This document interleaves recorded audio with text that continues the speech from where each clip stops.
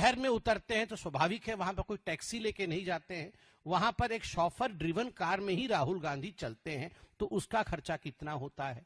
Hotel में रुकते हैं तो किसी सड़क के किनारे मोटेल में तो नहीं रुकते हैं, 5 स्टार सिटी रेट के अनुसार, कि वहां 7 स्टार नहीं, चलिए 5 स्टार में तो कम से कम रुकेंगे ही, 5 स्टार सिटी रेट के अनुसार यह सिटी ग्रेड रेट लगाए गए हैं। उसके साथ साथ फूड एंड बिवरेजेस 5 स्टार के लगाए गए हैं, इवेंट सपोर्ट प्लेसेस, इन सब को मिलाकर के एक क्यूमुलेटिव प्राइसिंग की गई है। मैं डिटेल में तो आऊंगा, मगर जो बड़ी संख्या है, जो कुल संख्या है, वो मैं आपको बता देता हूं। ये जो कैलकुलेशन हुआ तो 3 ग्रेड में कैलकुलेशन किया गया, सबसे सस्ते टिकट, बीच वाले महंगे टिकट और सबसे महंगे टिकट, सबसे सस्ती गाड़ी, सबसे सस्ते होटल, बीच वाले और सबसे महंगे, इन 3 ग्रेड में कैलकुलेशन किया गया और मिड ग्रेड सेक्शन को लिया गया है कि चलिए वो बीचों बीच के होटल में रुके हैं, वो बहुत बड़ी लिमोजिन में नहीं चले हैं, छोटी सी गाड़ी में चले हैं, मगर शॉफर ड्रिवन है।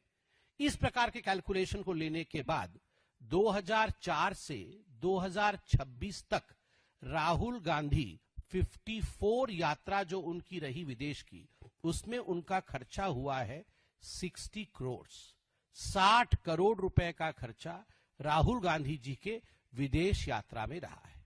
अब हम इस पे 2 विषय को कंपैरिजन में रखेंगे। 60 करोड़ राहुल गांधी जी ने व्यक्तिगत तौर पे खर्च किया है अपने विदेश यात्रा पे, नंबर 1। इसमें हमने कोई कमिटी वाली कि भारत की सरकार ने उन्हें कहीं भेजा है या पार्लियामेंट की किसी कमिटी में चले गए हैं, उन यात्राओं को इंक्लूड नहीं किया है। ये 54 यात्रा वो है जो उनके व्यक्तिगत है, उसमें 60 करोड़ खर्च हुए हैं।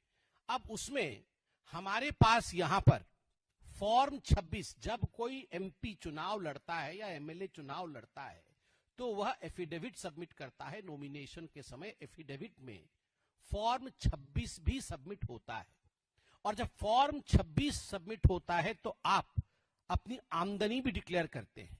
पहले जो एफिडेविट होता था 2013-14 के चुनाव से पहले, उस समय वो कॉलम आपकी आमदनी की नहीं होती थी।